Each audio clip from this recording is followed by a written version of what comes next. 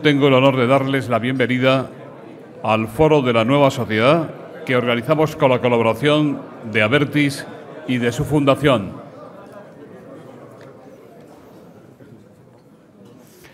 Una vez más, el Consejo Económico y Social presenta en este foro su memoria socioeconómica y laboral. Su presidente, don Marcos Peña, es ya un antiguo y muy querido amigo de esta tribuna. En unos momentos en los que el diálogo y el entendimiento parecen atravesar por serias dificultades, cuando el consenso del que siempre ha hecho gala nuestro modelo de relaciones laborales pasa por momentos de turbación, por sus momentos más bajos, la memoria del CES reviste, en nuestra opinión, una especial importancia. Es precisamente fruto del consenso y del diálogo. Ofrece una imagen de nuestra sociedad que comparten los agentes sociales y la sociedad civil organizada. No es una visión unilateral, sino plural de lo que estamos sufriendo, de lo que esperamos, de lo que hay que mejorar. El hecho de que esta memoria salga a la luz de forma consensuada nos hace pensar en que nuestra sociedad y sus representantes siguen creyendo en el valor de la palabra y el entendimiento como señas de identidad de nuestra democracia, a pesar de las dificultades que no son pocas. Marcos Peña es él mismo un hombre de diálogo que ha defendido en su trayectoria profesional y política el consenso y la necesidad de escuchar al otro, de oír sus razones, de recoger argumentos y de ponerlos sobre la mesa como elemento común e integrador. Por otro lado, la memoria del CES hace un serio análisis de lo que ha pasado, ofreciendo datos que permiten reflexionar sobre el futuro. Gracias al Comité Económico y Social y a su presidente por elegir nuevamente esta tribuna para llegar a la sociedad española con esa llamada a la reflexión y al diálogo. Querido amigo Marcos, la tribuna es suya.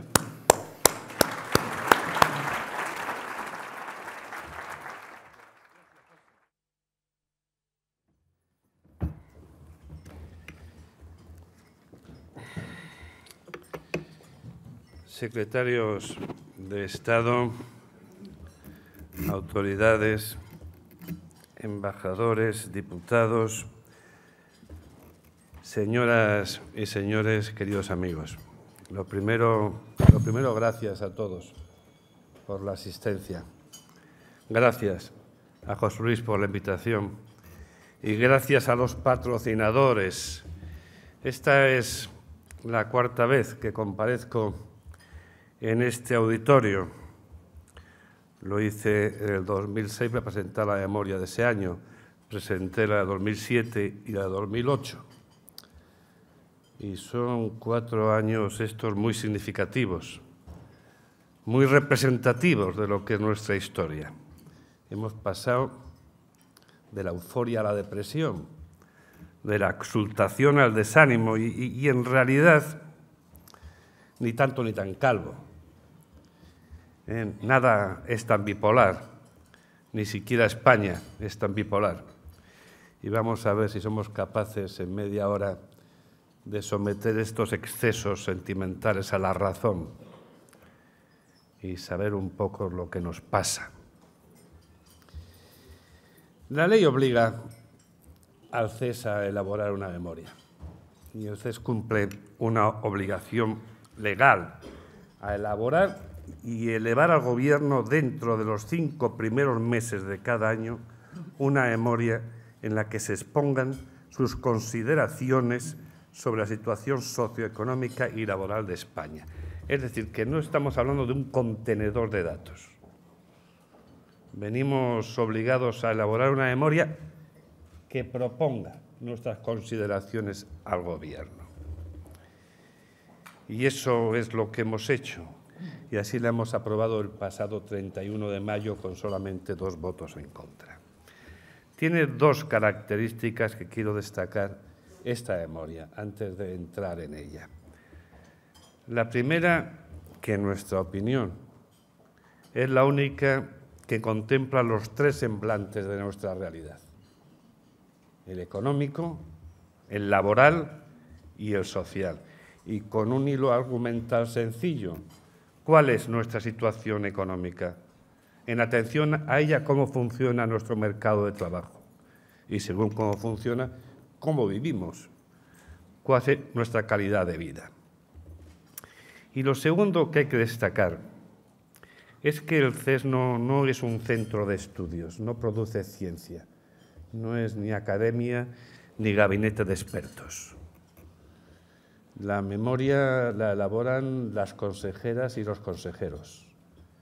Las consejeras y los consejeros que representan intereses concretos de los trabajadores, de los empresarios, de lo que conocemos como el tercer sector, economía social, consumidores, usuarios, etc. Y lo que importa es que son los protagonistas de la realidad social los que de ella opinan, y es la opinión de ellos. Y es una opinión que se elabora forzosamente en el entendimiento. Lo decía antes José Luis, pero es una opinión que tiene que ser consensuada y ese es su valor añadido. Y para ello hay que seguir un procedimiento complejo, porque lo que garantiza el acuerdo en esta vida es siempre el procedimiento. Es un procedimiento que atraviesa 27 reuniones de la comisión que elabora la memoria, 10 comparecencias, multitud de horas de debate. Llegamos al 31 de mayo y llegamos a ese acuerdo, y ello nos obliga, en primer lugar, a dar las gracias al presidente de la Comisión de Trabajo que elabora la memoria, el profesor Bernardo Valdés, y aparte de él, a los ponentes de cada uno de los capítulos, a los consejeros Valeriano Gómez, Esteban Rodríguez Vera y Roberto Suárez. Les decía que se aprueba la memoria el 31 de mayo. Es una memoria que contiene más de 700 páginas. Obviamente, ni resumirla puedo. Escojo las sensaciones más sugestivas, evidentemente con el riesgo de subjetividad que toda elección comporta.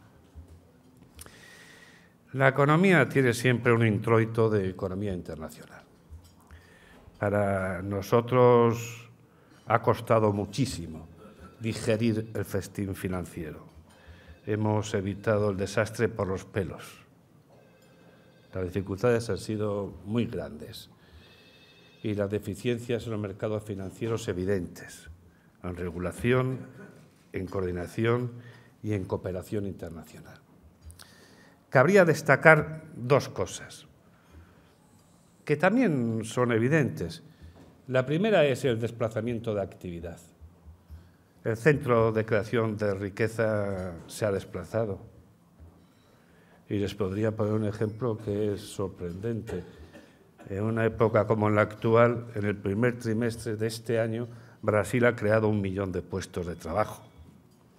O sea, que no estamos hablando de Europa en el epicentro de la actividad y del crecimiento.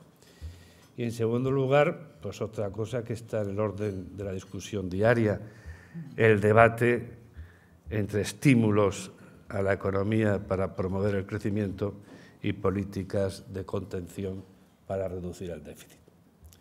Un debate que, al menos entre nosotros, se ha resuelto en favor de la austeridad, de la austera austeridad. Quizás por aquello que decía Keynes, que a un cierto punto los estímulos carecen de ventajas porque la estructura económica es fatalmente rígida. Pero el debate, como estamos viendo, está todavía presente porque no afecta exclusivamente a lo que para nosotros es más importante, obviamente, que es Europa. Europa ha caído peor incluso que en el 2008, en el 2009. Ha persistido la dificultad para acceder al crédito y, a nuestro entender, lo que es más importante, que ya veníamos también a comentar el año pasado, los defectos de gobernanza no se resuelven. Posiblemente se empeoran y las respuestas siguen siendo tímidas, tardías e insuficientes. Y ello se ha puesto de manifiesto de manera clara en el 2009. Nosotros proponemos algo que, por otra parte, es de general aceptación. Si se quiere hacer política económica, es necesario contar con un presupuesto económico más amplio. Aquí no cabe poesía sin aritmética. Y, en segundo lugar, pues sería muy conveniente contar con agencias de calificación europeas. Son las dos propuestas concretas que elaboramos en relación con Europa. Y en España hemos pasado la crisis más aguda desde que tenemos memoria estadística. Los efectos sobre el empleo han sido devastadores y han contaminado a todos los sectores de la actividad. Persisten, obviamente, las dificultades para acceder al crédito y prevemos una recuperación lenta y no exenta de riesgos. La crisis es dura y duradera, por causas exógenas y endógenas. No cabe hablar solamente de la crisis financiera internacional. Las causas endógenas son muy importantes y son las que más nos importan, que por otra parte veníamos destacando en nuestras memorias al menos desde hace 4 años, cuando insistíamos en la necesidad de promover políticas estables que procuraran aumentar productividad y competitividad, reforzando el capital humano, el capital tecnológico y el capital físico. Y ahora volvemos a decir lo mismo, quizás de manera un poco más enfática. Textualmente se dice que la situación es insostenible si no se emprenden reformas estructurales en política económica y en hacienda pública. Reformas estructurales integrales, porque toda política en estos asuntos incluye actividad transversal, y coherentes, porque es imprescindible la cooperación y el acuerdo de los distintos poderes públicos para llevarlas a efecto. Y en todos los órdenes de actividad, citamos sector productivo, sistema financiero, sistema educativo, energético, tecnología, innovación y, obviamente, mercado de trabajo también. Si bien lo que más nos interesa a nosotros son reformas para el mercado de trabajo. Consideramos, y lo dijimos también el año pasado, necesario que la hacienda pública siga una senda de consolidación creíble. Es aquello que Kirtland llamaba la predecibilidad fiscal. Creemos que es fundamental para el desarrollo de nuestro país y hay que entrar tanto en gastos como en ingresos. Las grandes partidas de gasto, obviamente, de sanidad, de educación, pensiones, etcétera, exigen mejoras en su organización y en su distribución, lo que se conoce como coherencia funcional y financiera. Es decir, coherencia funcional significa que el gasto está en función del objeto. Un ejemplo, que cada peseta gastada en sanidad sea una peseta gastada en salud. Esa es la coherencia funcional. Y la financiera, que lamentablemente no se puede gastar más dinero del que se tiene. Y si estas mejoras no son suficientes, si la lucha contra el fraude fiscal no es suficiente, si la lucha contra la economía informal no es suficiente, pues habrá que entrar en el sector de ingresos y habrá que repensarse impuestos tipo patrimonio, nueva imposición de la SICAF, tasa medioambiental. Habrá que repensar algo si no somos capaces de financiar los gastos. Por otra parte, la distribución de la renta y la participación de la renta de asalariados en la renta nacional pues sigue con los problemas clásicos de una economía poco cualificada en lo que a capital humano se refiere. Si no recuerdo mal, hemos bajado 2,5 puntos en el año 2009 en cuanto a participación de las rentas salariales. He dicho que los efectos sobre el empleo han sido devastadores. Devastadores significa que en el año 2009 hemos perdido 1.367.000 puestos de trabajo. 1.367.000 puestos de trabajo. Había un filósofo italiano, Arconero, que venía a decir que la opinión pública estaba narcotizada ante estas cifras, porque como siempre se la bombardeaba de datos, no acaba de comprender nada. Máxime en estos asuntos, tasa de empleo, tasa de ocupación, tasa de paro. Y al final uno escucha 1.367.000 empleos destruidos y no es capaz de dimensionar la tragedia que ello significa. Ni parece que la sociedad sea consciente que, sin lugar a dudas, este es el problema de nuestro país. El primero, es fundamental y debe toda la atención dirigirse hacia el mismo. Es un desempleo elevadísimo que además se produce en un mercado, como decía el año pasado, plurisegmentado. Se distribuye mal, de manera asimétrica, nociva, y la distribución territorial también es mala. Si tenemos que fijarnos en el año pasado, en el 2009, hay que destacar sin duda el tema jóvenes. El tema jóvenes, la corte de 16 a 24 años. Podríamos decir, no es exacto, que la mitad de los jóvenes trabaja y la mitad de los jóvenes están en desempleo. Hablamos de los jóvenes, que se presupone que es el soporte de nuestro proyecto social y es aquello que garantiza la cohesión social. En definitiva, tenemos 676.000 ocupados y 589.000 en paro o en subempleo / paro. Y no es esto únicamente lo malo del empleo de jóvenes. Lo malo, como siempre y como venimos repitiendo, es el tema formativo. Se reduce la formación a la vez que, por ejemplo, se hacen 4,5 millones de contrato a jóvenes de menos de 20 días al año. Respecto a formación, no quiero darles muchísimas cifras, pero sí algunas que son importantes para comprender que es que esto no es una teoría, es que esto es una realidad. Mire, sin estudios básicos, la tasa de empleo es en torno al 40%. Bueno, pues en desempleo está el 77% de los desempleados.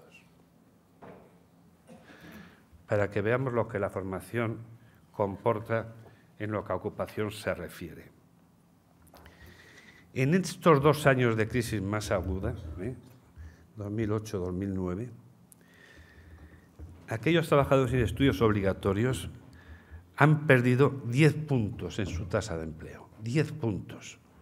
Los universitarios han quedado casi igual. El empleo cualificado incluso creció en el 2008 y en el 2009 casi se quedó también igual. Y lo hemos dicho y repetido, que la primera segmentación para nosotros es la que se produce entre aquellos que saben y aquellos que no saben. De lo que se desprende que la primera política de empleo, sin duda, es la política educativa. De ahí la reforma del sistema educativo, en principio proclamada. Mujeres es otro sector trascendental en nuestro mercado, con la brecha y la desigualdad que su composición comporta. En todo caso, durante la crisis está resistiendo mejor la mujer que el hombre. Resistiendo mejor. Hemos acabado 2009 y la mujer ha perdido simplemente en tasa de empleo un 0,3. El hombre casi 6 veces más, un 3,6. Y hemos llegado a un punto en que las tasas de desempleo son casi iguales. Hubo un momento en que era la mitad la del hombre. Es una cifra susceptible de análisis también, no es tan esférica, Se han puesto de manifiesto lo que se conoce como la estrategia de la compensación o de la disponibilidad. En época de crisis aguda, la mujer salta al mercado de trabajo cuando la unidad familiar está en desempleo. Compensa ese desempleo familiar. Y es disponible a aceptar cualquier tipo de ocupación. Y es lo que se conoce como estrategia de la disponibilidad. Pero también influyen elementos formativos y de especialización de las mujeres en actividades de trabajos de proximidad que no están sufriendo la crisis de manera tan importante. En tiempo parcial, la presencia, como saben, de la mujer sigue siendo apabullante. En España tenemos en torno a 2,5 millones de contratos a tiempo parcial. La mujer ocupa 2 millones de contratos y 500.000 los hombres. Contratos en torno a un 75% no deseados, que no sabemos si tiene que ver más con la discriminación que con la flexibilidad. Después, algo más al respecto sobre ese tipo de trabajo comentaré. Y hemos dicho que se distribuya mal en nuestro territorio, que es otro asunto nocivo, pero muy mal. Es que hay una diferencia casi de 16 puntos en lo que a tasa de desempleo se refiere entre distintas comunidades autónomas. Vamos del 10 al 26. Y en tasa de empleo tenemos diferencias de 13 puntos, del 42 al 56, 13 largos. Y evidentemente eso complica la gestión. Las salidas no se han modificado en el 2009, son las habituales. Obviamente, la mayor salida por extinción de contratos, en lo que a contratación temporal se refiere, y una cifra difícil de explicar de despidos improcedentes, el 31%. Piensen ustedes que más o menos 500.000 de trabajadores españoles han sido despedidos en el 2009 sin causa ni motivo alguno. Claro, es absolutamente inconcebible. No es verdad, por supuesto. Y lo que no es verdad es que la institución del despido haya respondido a las causas del mismo. Y eso se ha producido, como veníamos diciendo también, en un tejido empresarial atomizado, frágil, que más o menos significa 1 millón de empresas de menos de 5 trabajadores y solamente 4.500 empresas de más de 249 trabajadores. De ahí que la formación del empresariado español sea tan importante como la formación del capital humano de los trabajadores. Había un comentario de la última EPA que demostraba bastante bien cuál era nuestra situación. Decía, en España la mayoría de los trabajadores tienen un jefe, pero ninguno tiene un subordinado. Esa es la estructura empresarial que tenemos nosotros. Y claro, cada reforma es necesario que contemple esto. Cada propuesta se tiene que ajustar a esta realidad. ¿Qué otros asuntos, muy brevemente, de este capítulo, que llamamos capítulo segundo, interesan? Concertación. Pues no ha sido un año bueno para la concertación, ni trilateral ni bilateral. Quizás solamente haya que destacar la firma del 4º Acuerdo de Solución Extrajudicial de Conflictos, el ASEC 4. La negociación ha seguido su curso dentro de las dificultades propias del año. Los incrementos, en principio, han sido moderados. Es decir, desde hace 30 años, desde 1980, no se producía un incremento como el que se produjo en negociación colectiva en el 2009. Pero la deriva salarial ha sido más positiva. Ha sido más positiva, como es normal, por la inflación del 2009 y porque nosotros estamos suprimiendo trabajo poco cualificado y, evidentemente, eso en deriva salarial significa incremento. Fíjese que estamos en años muy difíciles, y ya empezamos en el último trimestre del 2007. Y, sin embargo, la conflictividad española no responde a lo que sería previsible por esta agudeza de la crisis. Es verdad que hubo más huelgas en el 2009 que en el 2008, pero menos jornadas de trabajo perdidas. Un 23% más de convocatorias, un 14% menos de jornadas perdidas. Bueno, es algo que hay que tener en cuenta y que responde también a un comentario inicial de José Luis Rodríguez, que comentaba que es que la cultura de consenso desde hace años en este país, que tendrá baches, que tendrá problemas, sin embargo, está dejando pozo y los efectos del mismo se ven.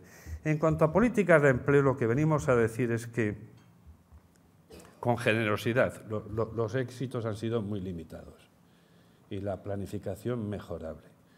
Nosotros seguimos insistiendo en lo que decimos todos los años, que es necesario que se refuerce la cooperación interna de los servicios públicos de empleo, que sin duda es mejorable, y la cooperación también externa de los servicios públicos de empleo con todos los sujetos que funcionan en el mercado, agencias, empresas de trabajo temporal, etcétera.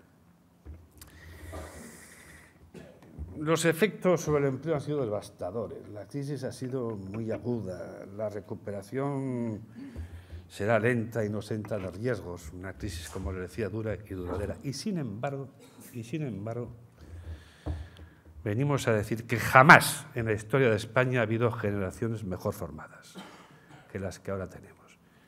Jamás hemos tenido un nivel de renta como el actual, impensable, hace 30 años.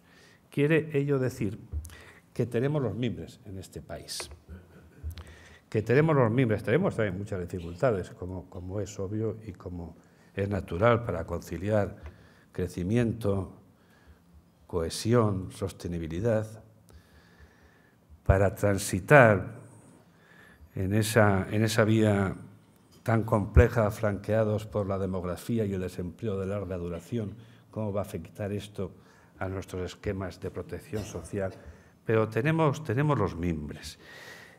Para empezar, la Administración de la Seguridad Social en el 2009 ha sido la única que no ha tenido déficit de las del Estado, un superávit del 0,8%. Pero esto no es lo importante. Lo importante es que ha mantenido la cohesión social y ha soportado, quiérase que no, la demanda interna, cumpliendo esa doble función esencial de los grandes institutos públicos de protección.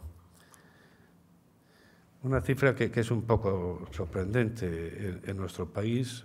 En el 2009, más de 3 millones de personas cobraban algún tipo de prestación de desempleo, un 31% más que el año pasado. Obviamente está muy bien.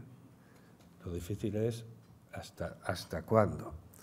En cuanto a cifras generales en seguridad social, si nos comparamos con otros países europeos, seguimos estando en una posición buena. Nosotros tenemos una participación en el PIB del 8,7 y la media europea está en el 12,3.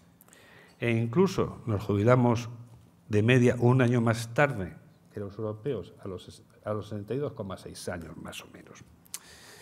Pero tampoco conviene alegrarse mucho con estas cifras, porque las previsiones están en la mente de todos, así como la más espectacular, que pues nunca sabremos si se producirá o no, que de mantenerse las cosas actuales en cuanto a ocupación, empleo y evolución de nuestro país, en el año 2050 la seguridad social significaría el 16% del PIB, lo que exigiría una población activa de 60 millones de personas para mantener las condiciones actuales de financiación.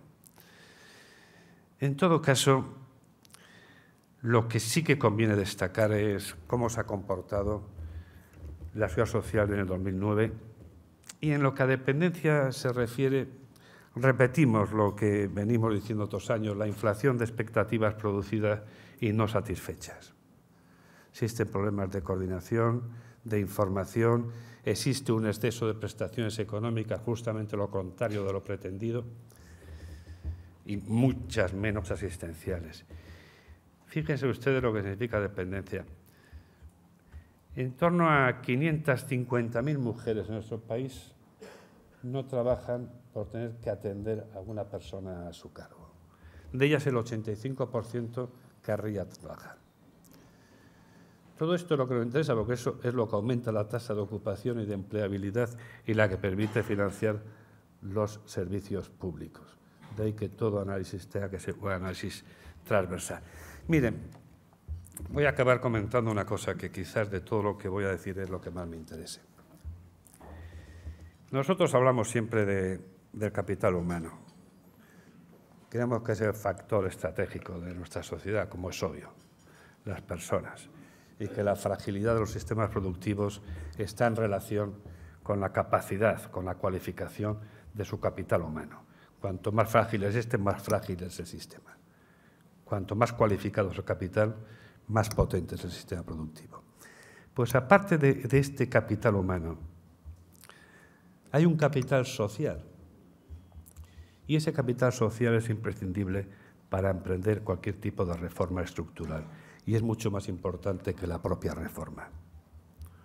Ese capital social es el estado del país, su convencimiento de los problemas existentes, sus deseos para resolverlos, sus ganas de colaboración. Y es justamente lo que no tenemos nosotros. España está mucho mejor y es mucho más importante de lo que el lamento diario predica. Siempre España está mal y siempre hay un culpable, que es lo peor. Estamos en una suerte de epígonos del 98, de aquellos que decía Azaña que alimentan su lirismo en el cebo de la decadencia. Yo creo que ha llegado el momento de silenciar ya en este país a los heraldos negros y combatir de manera decidida aquello que Hegel llamaba el poder inconmensurable del pensamiento negativo. Eso es lo que hay que hacer. Muchísimas gracias a todos por la presencia.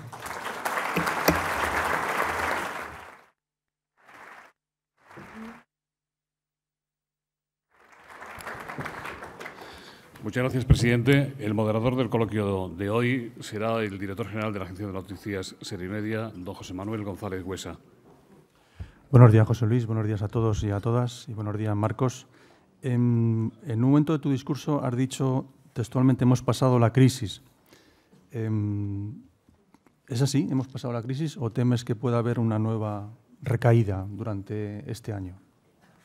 No, sí, lo he dicho es porque ha sido ya un desvarío absolutamente inconsciente.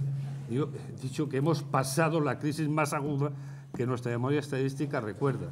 La hemos pasado en el 2009. Se podría haber dicho la hemos sufrido. Era lo que quería decir. Nosotros insistimos en que la recuperación será lenta y no exenta de riesgos. Textualmente. Y es una definición que yo creo que es ajustada. Y no exenta de riesgo significa que si no hacemos las reformas entre todos necesarias, el riesgo de retroceso es real, muy real. Pero no, ni mucho menos la hemos pasado. Este fin de semana se han reunido en Canadá los grandes países, el G20. Tú has hablado también de que vosotros proponéis austeridad en el informe y allí ha habido una discusión si déficit, deuda, pero había una frase que era una especie como sálvese quien pueda, ¿no? Que cada país va a hacer un poco la vida como pueda hacerla, ¿no? ¿Tú crees que esto es la manera de intentar salir? O... No lo he comprendido muy bien, ¿no? Y claro, habría que esperar más y tener un conocimiento como más sereno de lo que ha pasado, que en principio nos mueve a una doble reflexión. Se ha producido un incremento de encuentros y ese incremento de encuentros es positivo y en algo contribuirá a la gobernanza. Sorprende lo que me dices tú de que cada palo que aguante su vela. Hombre, claro que hay que aguantarla, pero desde hace un par de años, más o menos, quizás más, venimos comentando que uno de los problemas estructurales más importantes de la crisis era que tenía efectos globales gestionados por poderes locales y que ello nos llevaba a un callejón sin salida y, por lo tanto, hacía ingobernable la gestión de la realidad de la crisis, ¿no? De ahí que se decía, hombre, hay que promover este tipo de reuniones y de gobernanzas y nosotros lo llevamos más cerca a Europa, intentando que esa gobernanza pues, fuera más coordinada, más cooperativa, más decidida, con mayor presupuesto, ¿no? Ahora, no sabemos exactamente qué significa, porque además la economía está muy interconectada y los efectos, claro, que son globales, por mucho que se diga que es un asunto de cada uno, no es verdad, pero también es verdad lo que comentaba antes del desplazamiento de actividad. Y una cosa que nos cuesta mucho a los europeos superar es la vocación eurocentrista, ¿eh? Y el juicio de toda una atención a lo nuestro. Y claro, y el mundo es muy amplio.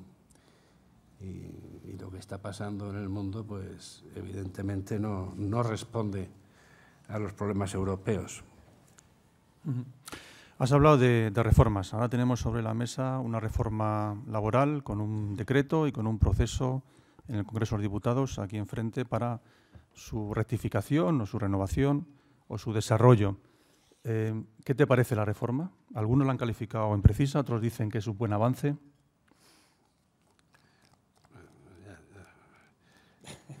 No, es que estaba pensando una cosa que pasa siempre, ¿no? Aparte de la contestación de verdad que daré a continuación, que toda la vida, y está en la propia naturaleza de las cosas, las reformas de los mercados de trabajo son insuficientes y las reformas de los mercados financieros son desmedidas. Eso es una cosa que funciona así desde hace ya muchos años. Yo lo que quiero aclarar es que yo soy el presidente del Consejo Económico y Social. Por lo tanto, lo represento y, por lo tanto, pues pongo voz a la opinión del Consejo, ¿no? Y el Consejo pues, no ha opinado respecto a la reforma laboral. Y se puede presumir lo que piensa, porque evidentemente sería muy difícil que se consiguiera una opinión consensuada al respecto, porque están los empresarios, están los trabajadores, está el tercer sector y no hay un acuerdo. Yo, en el momento que haya un acuerdo, lo expondré. Pero la democracia institucional y el mantenimiento de las reformas yo creo que es esencial para que este país se arme. Y bueno, no sería nada tan indeseable como comportarse uno como un presidente estrella y empezar a opinar de todo por su propia cuenta. Yo soy transmisor de lo que el CES dice y sobre esto no ha dicho nada. Bueno, déjame que intente ahondar en el asunto. Se habla mucho, y el viernes pasado, por ejemplo, en este foro lo mencionó el líder de la oposición, habló de incluir la negociación colectiva dentro de este marco de reforma laboral. ¿Sería conveniente, aunque no entres en la opinión del asunto en concreto, pero sí hablar de negociación colectiva y de reforma laboral, o dejarla al margen a los agentes sociales? Todo el mundo, los agentes sociales también consideran que la actual negociación es susceptible de mejoras, vamos. Es muy complicado. Yo he vivido una experiencia personal singular, ¿no? Que se produjo con una reforma sustantiva, muy sustantiva, del mercado laboral en 1994, ¿no? Y se hizo sin acuerdo y sufriendo una huelga general importante, ¿no? La reforma funcionó y podría incluso decirse, mire usted, en el año 1993 había 360.000 desempleados más y en el 94, como comienza la reforma, hay 160.000 desempleados menos. Y a partir del 94 hasta el último trimestre del 2007 el empleo crece en nuestro país. Esto es verdad, pero también hay otra verdad. La reforma se hizo sin acuerdo y no se aplicó tal como se debería haber aplicado, por no tener acuerdo.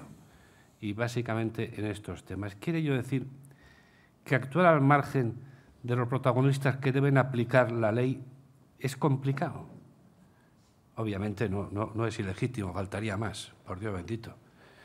Pero no sabemos hasta qué momento es conveniente. Es un asunto muy cercano a los negociadores, que por otra parte, como es natural, son los que más saben de negociación, porque son los que vienen negociando todos los días, desde hace muchísimos años. Bueno, y negociando bastante bien. Es verdad, y se contesta mucho que la negociación, que el convenio colectivo debe ajustarse más a la empresa. Y claro, nadie puede contestarlo. Pero sería conveniente que nos quedáramos con una cifra para saber de lo que estamos hablando. En España tenemos en torno a 4.800 convenios de empresa, más o menos. Y en España tenemos 4.500 empresas con más de 249 trabajadores. Si esto es así, casi podría defenderse que cada empresa tiene su convenio. Y después tenemos una estructura de 1 millón de empresas con menos de 5 trabajadores. ¿Qué van a negociar convenio estas empresas de menos de 5 trabajadores? ¿Cómo se va a promover eso que es tan deseable como es la flexibilidad interna? Es decir, que son asuntos complicados, obviamente que son mejorables y que la negociación incluso los propios sindicatos y los propios empresarios, hay asuntos de la misma que dicen que podrían reformarse, pero hay que valorar lo que se ha hecho. Uno de los asuntos más importantes en la mejora de nuestro país es algo que parece un poco fuerte decirlo, pero es verdad, es la profesionalización de los negociadores empresariales y sindicales. Es que son muy buenos y que han negociado todo tipo de cosas. Y de paso, para que no se me olvide, el artículo 37 de la Constitución garantiza la fuerza vinculante de los convenios y obliga a la ley a garantizar el derecho a negociación. Es un derecho con soporte constitucional que forma parte de nuestro ADN como país. Es un asunto serio, la negociación. Hay que hablar de él con mayor serenidad y con más detenimiento y fijándose más en los detalles. Bueno, parte de los negociadores están aquí. Yo no sé si alguno quiere decir algo, alguna palabra. ¿Tori? ¿No? Bueno, y aquí una persona que ha venido, que es Juan Jiménez Aguilar, que hasta hace poco ha negociado. No sé si quieres decir algo, Juan. Hace mucho que no te oímos. ¿No? Bueno, pues si quieres decir algo, mira, te dejan el micrófono para que digas algo. No, yo simplemente agradecer la invitación que me han hecho, acompañar al que ha sido mi presidente durante muchos años, agradecerle todo lo que ha hecho él por el CES, que ha sido muchísimo, agradecerlo también a todos los que han sido mis compañeros, que los miro en la distancia y si alguno no he saludado, pues dese por saludado. Y yo sé que el CES, pero también los interlocutores sociales lo van a hacer lo mejor posible por España y porque acabe el desempleo lo antes posible y que cada español pueda conseguir un puesto de trabajo, que es la receta mágica para salir de la crisis. Gracias. No, gracias a ti.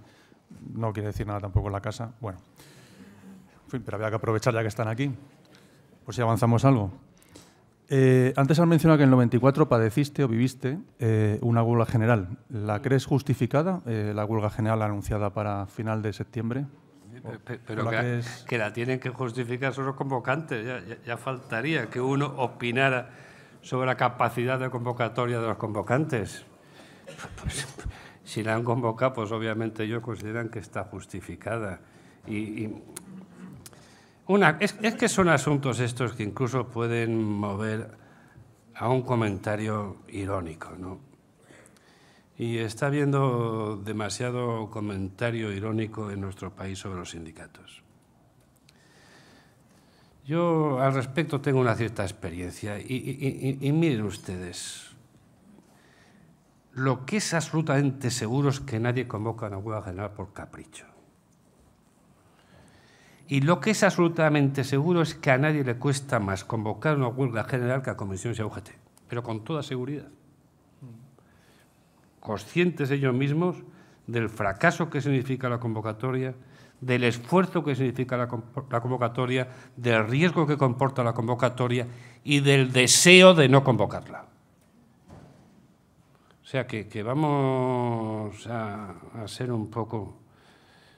Estamos viviendo no solamente al hilo de la huelga general, previamente también, con todo el tema de las subvenciones y de los cientos de millones que reciben los sindicatos y las asociaciones empresariales, un proceso de deslegitimación nocivo para el país como país, nocivo para el país como país.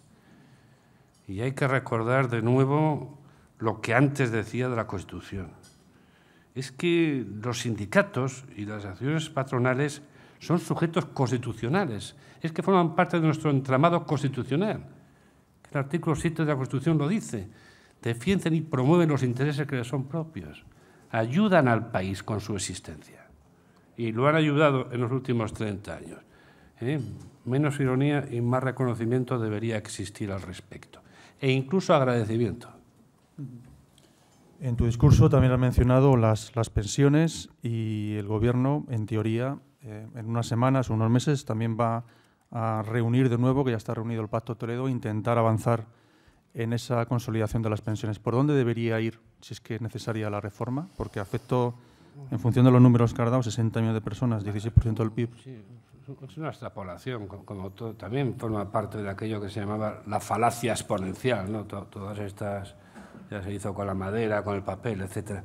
Vamos a ver, el tema de las pensiones, bueno, pues es un tema vital, es un nervio esencial de nuestro país y su esencialidad exige, en primer lugar, respeto a las formas. Yo comparecí, creo que fui el primero que compareció cuando abrió las sesiones el Pacto de Toledo, creo que fue en febrero de 2009. Y para nosotros, que evidentemente no vamos con una reforma debajo del brazo, lo importante son 2 o 3 cosas. La primera, que se haga donde se tiene que hacer. Esa es una opinión, digamos, de carácter formal esencial, con la importancia que las formas tienen. Corresponde a la Comisión del Pacto de Toledo. Nosotros tenemos una cierta experiencia en seguridad social. El CES, como poco, ha hecho 25 dictámenes sobre normas relativas a seguridad social y 4 o 5 informes que tienen que ver con la seguridad social. Mujer, juventud, jubilación parcial, flexible, etc. Entonces, lo que queremos llevar al ánimo del debate en esto y en otras cosas es que no cabe la reforma milagro y que uno aparezca con una reforma y resuelva el problema, porque la carencia es X o la jubilación es a tal edad. Es que el asunto es mucho más complicado. Hay asuntos del mercado de trabajo y de la sociedad que afectan a nuestros regímenes de pensiones que dificultan muchísimo el debate. Nosotros tenemos que ampliar la tasa de ocupación si queremos financiar los sistemas públicos. Solamente podemos ampliar la tasa de ocupación en 3 colectivos, fundamentalmente. Mujeres, jóvenes y trabajadores mayores de 55 años. Son 3 colectivos con muchísimas dificultades. Con muchísimas dificultades, como comenté antes, en mujeres, con más dificultades en jóvenes porque cada día se quiebra más su carrera profesional. Y aquí hay políticas ajenas al debate que son esenciales, que son todas las políticas de conciliación en el tema mujer que no aparecen. Hace poco comentaba pues uno de los que más estudia estos temas, es Pim Andersen, que $1 invertido en guardería revierte $12 a la sociedad. No sé si es verdad, porque claro, todo esto la gente opina con mucha brillantez y después hay que hacer los números. Pero lo que es cierto es que la política de guarderías es una política esencial no solamente para las madres, sino para financiar la seguridad social en el futuro. Ese es el debate interconectado que comentaba que es necesario. Y respecto a sociedad igual, porque ahí tenemos el tema de demografía que cada día va a ser más complicado y reducción potencial de población activa.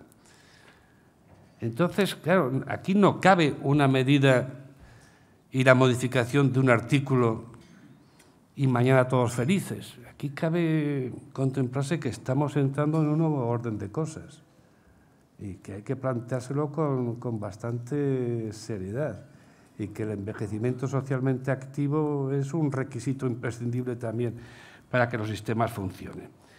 Es decir, que como siempre, más que alumbradores de una idea, lo que queremos en el CES es alumbrar un tipo de debate, un tipo de reflexión distinta que permita entre todos, de la manera más razonable posible, llegar a una medida también razonable. Y la seguridad social, sin duda alguna, lo exige. Juan Baliardo nos ha pedido la palabra. Por favor, sea lo más breve posible.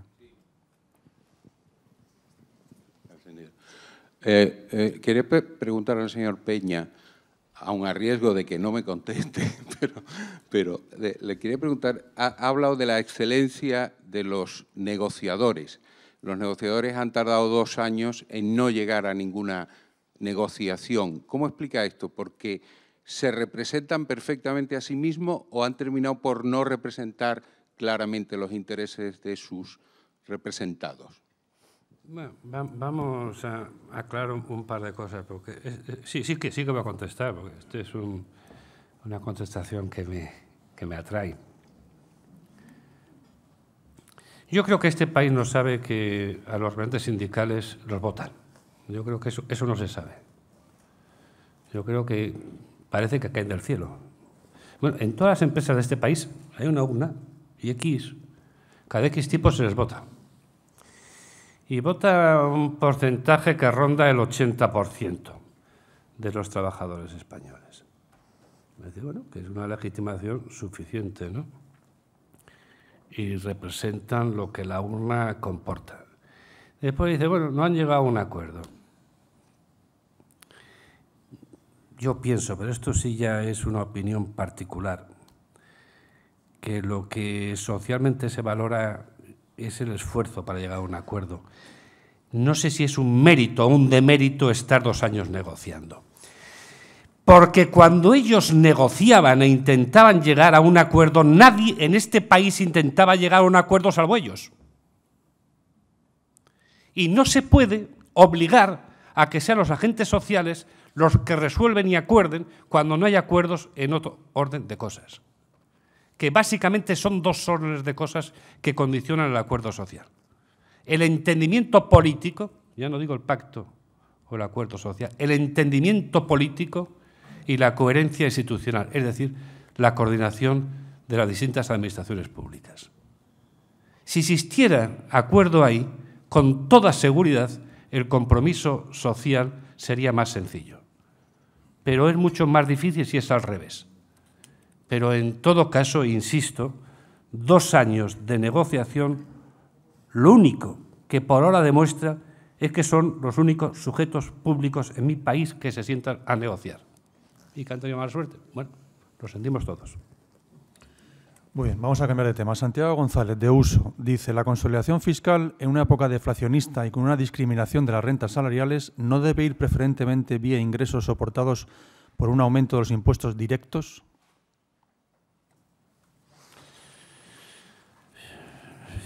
La verdad es que no tengo una opinión clara, ¿no?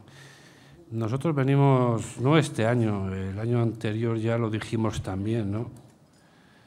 Si los ingresos no son suficientes hay que replantearse nuevas vías de ingreso. Y habitualmente planteamos 3 vías de ingreso, ¿no? Pero tampoco como una decisión tomada, sino como algo que hay que repensar, que hay que ver qué puede suceder con ello. Y las 3 que venimos planteando son las que he dicho yo, ¿no?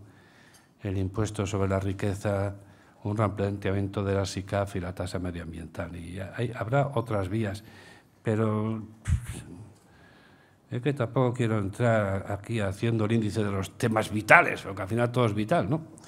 Pero sin duda el tema de la predecibilidad fiscal española es un tema muy importante y es un debate que sería conveniente emprender y no estar asustados ante ocurrencias diarias, ¿no? Es un tema complejo. En relación con la SICAP, Luis Losada, de Intereconomía, le pregunta si la experiencia vasca ya ha demostrado los efectos de huida con las subidas de la fiscalidad en la SICAP, aún así insiste en revisar esta fiscalidad a pesar de la huida de capitales.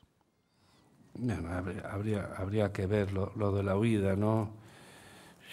Esa relación de causalidad entre tope fiscal y presencia empresarial pues es discutible, ¿no? Porque es que justamente los países más ricos, más prósperos, donde existen mejores empresarios y empresas, pues son países que tienen una fiscalidad superior a la nuestra, ¿no? Yo creo que las empresas lo que precisan es saber qué va a pasar. Eso es lo más importante. Y bueno, sí que estaba ya en Weber, que hablaba de Weber del cálculo razonable de costes y beneficios como elemento esencial para que naciera el capitalismo, la sociedad moderna y el Estado moderno. Pues eso es lo que nos hace falta. Lo otro, chicos, yo creo que es dramatizar un poco, ¿eh? No me parece que si existe un orden razonable de cosas, el empresario se vaya a fugar, al revés, vendrá. Y por último, en relación con la fiscalidad, ¿entiende las medidas de los gobiernos autonómicos que algunos han subido el incremento de la presión fiscal para determinados sueldos, que varían desde 60.000 en Extremadura a 120.000 euros en Cataluña? Bueno, es que España es como es. España es como es, la distribución de renta. Bueno, de la distribución de densidad de población, O sea, que nosotros somos un país como somos. Antes comentaba que en la horquilla de desempleo había una diferencia de 16 puntos, que es abismal, ¿no? Y en la de renta igual, ¿no? Creo que estamos en 50 puntos. Pues eso a lo mejor aconseja que la igualdad no sea tan igual. En todo caso, lo que sí que interesa cuando hablamos de estas cosas es reforzar la responsabilidad fiscal, que es lo que venimos diciendo desde el comienzo, La coherencia financiera. Oiga, si usted quiere algo, pues es que tiene que pagarlo. Y no se puede gastar si no soy corresponsable de los ingresos. Por lo tanto, estos movimientos pues tienen una buena pinta, Puede que vayan en la dirección correcta, asumiendo las propias responsabilidades los distintos poderes públicos de nuestro país. Al margen de la discusión concreta, está bien, mal, mucho, poco, oportuno, inoportuno, ¿no? Pepa Romero, de Intereconomía, también le pregunta, ¿podrá pagar España los más de 400.000 millones de deuda que tiene con el Banco Central Europeo, aunque logre colocar bonos en la subasta del próximo jueves? El BCE dice que no prorrogará el plazo. ¿España es capaz de afrontar este gasto? Bueno, yo con la madurez, que ya no sé yo, ya empezar a hablar de vejez, yo es que me he convertido casi en patriota. Y yo creo que España es un país estupendo y que tiene una capacidad muy superior a la que habitualmente solemos comentar, que ha salido de situaciones dificultosísimas, y que de esto sin duda saldrá, y que hay una calidad personal, empresarial y sindical inmejorable. Nosotros no teníamos ni idea, hace 20 años escasos, lo que podría ser una multinacional española. Ahora tenemos varias. Por supuesto que podrá, y por supuesto que lo haremos bien. Antes mencionaban en su discurso que la primera política de empleo es la educativa. El pasado viernes el ministro Gabilondo presentó un plan educativo. ¿Está en la buena línea? ¿Qué le parece esa intención de educación? Aunque no se ha firmado un acuerdo global con el PP, pero se ha llevado a cabo un plan. Sí, a mí me parece bien. A mí me parece bien y me parece también bien el esfuerzo del ministro de Educación, ¿no? Porque ha sido un esfuerzo poco espectacular, pero por conseguir un acuerdo, ¿no? Y es un acuerdo que ha estado cerca. Nosotros el año pasado aprobamos un informe que es uno de los informes más queridos por el CES, que se llama Sistema Educativo y Capital Humano, y que hace un repaso a todo el sistema educativo de nuestro país, ¿no? Con los problemas que todos conocemos, ¿no? Con un fracaso escolar que duplica el europeo, estamos hablando de 30 a 15, con la dificultad de conversión lectora, fracaso escolar que no tiene que ver con el sistema educativo, sino con el sistema productivo, que solicita gente de escasa cualificación y el chaval deja la escuela. Con un sector intermedio muy deficitario y justamente el que más necesitamos proteger, el de carreras medias, el de formación profesional. La mitad de los puestos de trabajo que se creen de aquí a 2050 estarán solicitados y cubiertos por gente de formación profesional. Y después, pues, esa disociación universitaria, ¿no?, entre academia y empresa, y que centramos, bueno, en unas cifras que son comprensibles. La sociedad pide un 60% de titulados en carreras técnicas, un 30% de titulados en Derecho, Economía, este tipo de carreras que giran en torno a la empresa, un 8% en profesiones sanitarias, médicas, paramédicas, y un 2% de Artes y Humanidades. Un 2% pide. Bueno, pues la cartera académica no responde en absoluto a esta realidad. está disociada y existe una disociación entre empresa y academia muy mala, nociva. Y eso decíamos que se producía la imagen del síndrome del reloj de arena, una base amplia, poco formada, un estrechamiento en carreras medias y ampliando la cúpula arriba. Y que todo eso, su modificación era vital, y exigía acuerdo y estabilidad. Y eso se ha intentado, y bueno, fracasó en su momento, pero así todo como espectador, no como partícipe en los debates. No parece que haya sido un enfrentamiento excesivamente violento, al menos que no es poco y es muy recomendable, la discusión se ha llevado de manera educada. Otro talón de Aquiles, estamos ya terminando, de nuestro Estado es la investigación. El otro día el propio Sánchez Asiaín, en un informe, mencionaba que la contribución al PIB del sector de alta tecnología es todavía muy escaso y sobre todo en relación con el resto de los países europeos. Ahí habrá que incidir más. Sí, es una obviedad, es una obviedad, y una obviedad que estamos también reclamándola nosotros. Yo, en las 4 memorias que he presentado, me he encontrado siempre con lo mismo sobre reforzar el capital tecnológico, ¿no? Y también es verdad, porque hay que reconocer también lo bueno, ¿no? Que ha habido un incremento presupuestario sustancial en los últimos años, que no se ha compadecido con el incremento del sector privado, que no se ha producido ese incremento. Y que aún falta, y que en todo lo que nos interesa, patentes, etcétera, publicaciones, pues estamos retrasados, pero mejor, Ahí estamos bastante mejor y yo creo que nadie en este país discute que es la apuesta necesaria. Quizás habría que reforzar, porque siempre que hablamos del I+D+I, es como si la investigación ocupara todo el espacio. Quizás la I minúscula, la innovación, sea lo que más nos interesaría, a lo que estamos metidos en estos asuntos. Ustedes en su memoria hablan de coordinar las distintas administraciones. ¿Eso ayudaría a reducir la deuda? Bueno, vamos a ver. Yo lo que estoy convencido que ayuda a reducir la deuda, a crear empleo, a mejorar la calidad de nuestros universitarios, a mejorar la formación profesional, lo que ayuda es que las cosas funcionen bien. Eso es que es fundamental. Es lo que los economistas llaman la productividad total de los factores. Eso es fundamental. Y para ello, la coherencia institucional, la cooperación entre los poderes públicos, es una obligación. Siempre lo comento, porque es que es verdad. Hace un par de años publicó un estudio el profesor Carlos Sebastián. Había hecho una encuesta en varias empresas y entonces lo que les preguntaba era ¿qué obstaculiza la creación de empleo? ¿Cuál es el principal obstáculo a vuestra actividad económica? Voy a decir los 3 primeros. El primero, los sistemas de concesión de licencias y permisos. El segundo, la coordinación de los distintos poderes públicos.